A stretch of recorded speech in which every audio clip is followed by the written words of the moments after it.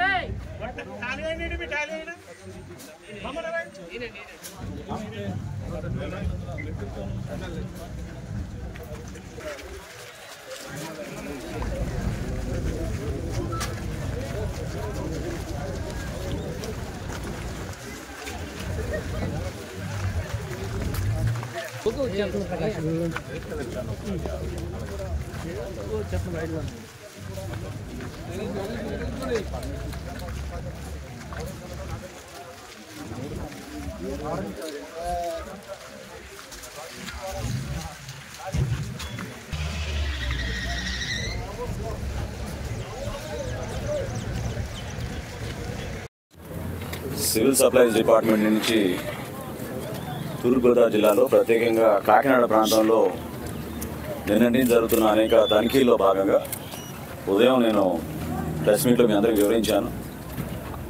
దాదాపు 7,615 మెట్రిక్ టన్నులు నిన్న సీజ్ చేయడం జరిగింది. ఈరోజు యాంకరేజ్ పోర్ట్లో కూడా వీళ్ళు ఇదే విధంగా దుర్మార్గంగా వీళ్ళు పేద ప్రజల పొట్ట కొట్టేసి బియ్యాన్ని ఎగుమతి చేసి ఆఫ్రికన్ దేశాలకి చాలా దారుణంగా మన దేశాన్ని కూడా చెడ్డపేరు తీసుకొస్తున్నారు. ఇది ఎంత అక్రమంగా అన్యాయంగా చేస్తున్నారంటే అటువంటి బియ్యం సరఫరా చేసి పేద దేశాల్లో అక్కడ భారీ అవినీతికి పాల్పడి వీళ్ళు ఈ విధంగా ఇక్కడి నుంచి ఎక్స్పోర్ట్ చేస్తుంటే వెళ్తే ఈరోజు యాంకరేజ్ పోర్ట్లో నేనే ఆశ్చర్యపోయాను.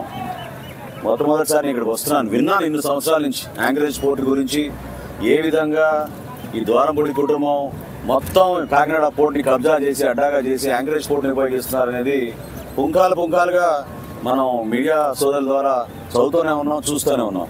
కానీ ఈరోజు మేము సందర్శించినప్పుడు ప్రధానంగా అశోక ఒకటి, తర్వాత H1 ఒకటి, ఈ రెండింటిలో కూడా తనిఖీలు చేసినప్పుడు పబ్లిక్ డిస్ట్రిబ్యూషన్ సిస్టంలో ఉండాల్సిన బియ్యం ఇక్కడ ఆధారాలతో సహా మాకు దొరికింది.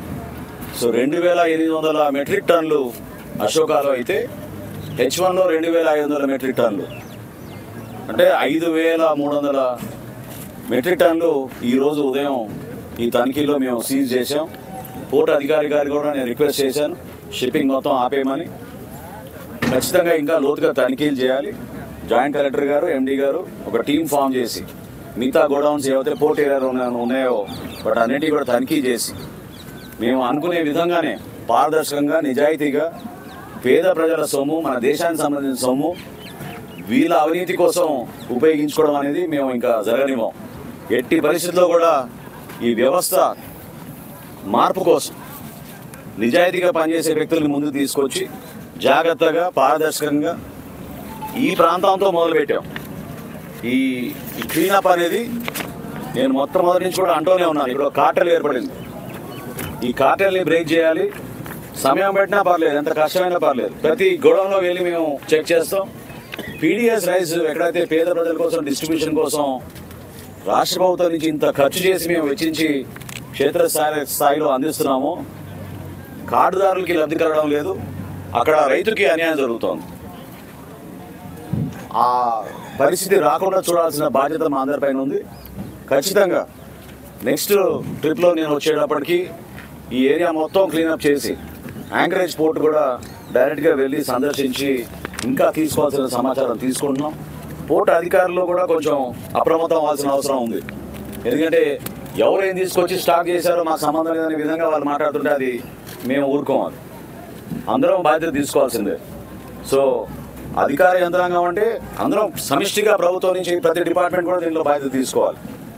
ఎట్టి పరిస్థితుల్లో కూడా ఈ క్లీనప్ జరిగేటట్టు ఈ ప్రాంతానికి మరొకసారి ప్రజలు ఏ విధంగా ఆశించారో ఒక మంచి ప్రభుత్వం మంచి పరిపాలన తీసుకొచ్చే విధంగా మేము అందరం కూడా కష్టపడి ముందుకెళ్తాం. చాలా ఉంటాయి సెక్షన్స్, ఏ తొందరపడవాలండి. నేను నిన్న కూడా చెప్పాను, మీరు సరిగా వినపోతే ఎట్లా. 6A అనేది డిపార్ట్మెంట్ నుంచి లీగల్ మెట్రాలజీ విభాగం ఉంటుంది, దాంట్లో కేసెస్ ఉంటాయి. డిఎస్పీ గారికి చెప్పాను ఎంక్వైరీ చేసి మొత్తం తీసుకురామని. ఉదయం కూడా నేను చెప్పాను, సమగ్రమైన రిపోర్ట్ తయారు చేసినాక మేము ఇది సిఐడికి హ్యాండ్ ఓవర్ చేస్తాం. ఒక నిర్ణయం తీసుకుని రాష్ట్ర ప్రభుత్వం తరఫున నిర్ణయం తీసుకుని చేస్తాం. అందరూ ఉన్నారు.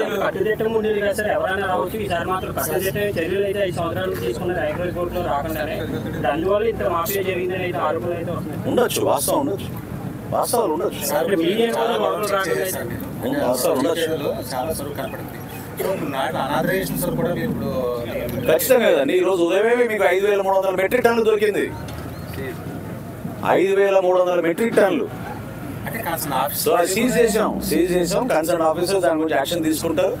తప్పకుండా కొంచెం సమయం ఇవ్వండి, సమగ్రంగా చేస్తాం.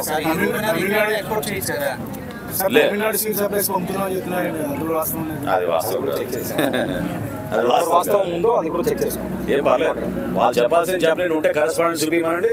స్టాక్ రిజిస్టర్స్ అన్ని సీజ్ చేసాం.